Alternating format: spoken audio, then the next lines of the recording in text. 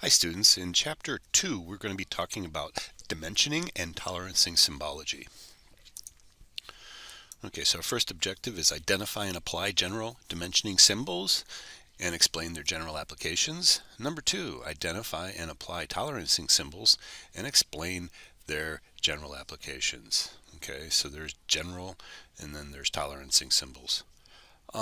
Identify and apply basic dimensions and annotated models and also on drawings. Number 4, complete a feature control frame using the correct order of segments in the frame. And then see Chapter 2 objective sheet for the list of terms. You should have your objective sheet out and in front of you while you're studying this material. Okay, symbology. Symbology expresses dimensioning and tolerancing requirements as part of the product definition in models and drawings. The symbology has to be clear and consistent so we can interpret all the drawings symbols properly. Symbols are preferred over abbreviations. Okay, in the field of drawing, you're going to always use the preferred symbols. You don't want to use abbreviations in the field of drawing. It just creates confusion. But one caveat is you can use those abbreviations in the drawing notes, but not in the field of drawings. Well, first of all, let's talk about what a feature of size is. We're going to be talking about this throughout this course a lot, what a feature of size is. So a feature of size is a feature is a part of the feature it's a feature of size is something on the part where you have a single size dimension defining what it is. This could be a thickness, a length, or a width, or it could be a diameter. Like a hole is a feature of size, or a cylinder could be a feature of size, or a spherical diameter. Anything that's dimensioned with a size dimension. And a regular feature of size is an enclosed shape, but we don't really talk about the irregular features of size though. Okay, so the general symbols and abbreviations are defined by ASME, and equivalent terms and abbreviations, that's where they can be used in notes. Size establishes relative to the character. So what that means is the size of the characters in your abbreviations are going to be relative to the size of the character height. And the CAD software generally takes care of all of that. So we're not going to talk too much about that. But here would be the generally dimensioning symbols that we use. Diameter, you're always going to use a diameter when you're dimensioning a cylindrical part or a hole or something like that. So you're always going to put this diameter symbol in front of it.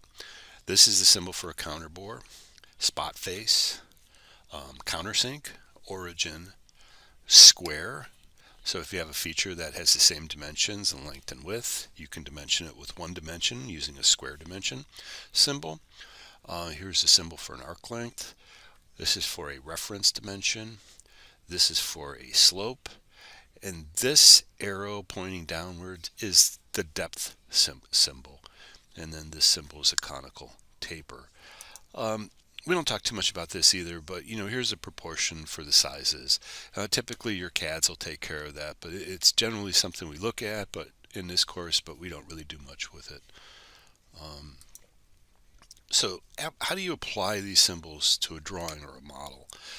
Standardized. This is how you do it is standardized in ASME Y14.5.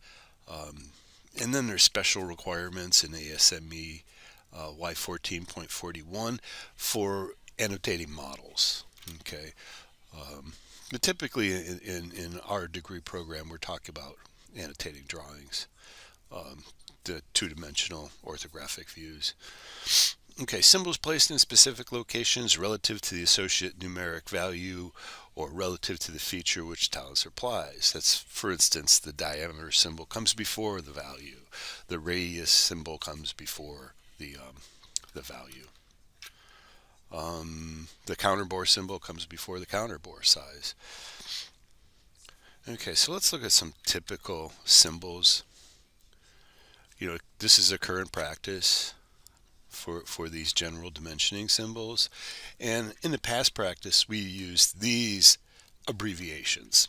Okay, so what we're saying it's in the field of the drawing you want to use these general dimensioning symbols. And if you're going to put stuff in the notes, you can use these abbreviations. And then this column just tells you what those things mean. Okay, so the first one we're going to apply is the diameter symbol. Essentially, it's just like this. The diameter symbol comes in front of the value. Okay, it shows up between in the dimension lines here. It shows up attached to a liter when you're dimensioning the cylinder diameter over here like this, or it shows up like this in a model. Next one I'm going to show you is a spherical diameter symbol, and here's how to apply it. And really, it's just look the diameter symbol just with an S in front of it. That is the spherical diameter symbol. Radiuses and controlled radiuses, the R and the CR, those two characters would appear before the dimensional value. And here's how it would show up. Controlled root radius, controlled radius CR is something a little bit different than just a radius. It has more quality implications.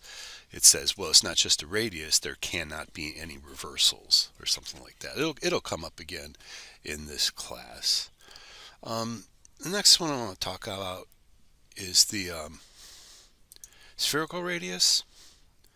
And again, it's applied a lot like the radius and a lot like the spherical diameter. And here's how the counterbore goes. And again, we talked a lot about these in the working drawings class. But here's how a counterbore symbol goes. So we use the counterbore symbol prior to the diameter symbol. That states the depth of states the size of the counterbore, and then finally the depth of the counterbore. So we have a through hole diameter. That 375 would be the diameter of this through hole, and it's counterbored to a diameter of 625 to a depth of 1/4 inch. So that's how to apply a counterbore symbol. Here's a spot face.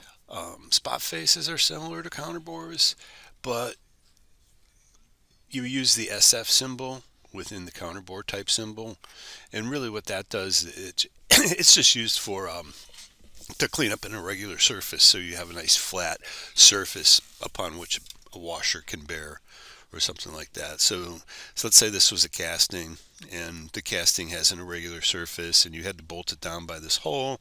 You can't bolt it down by the irregular surface because it would create an unequal loading on the fastener.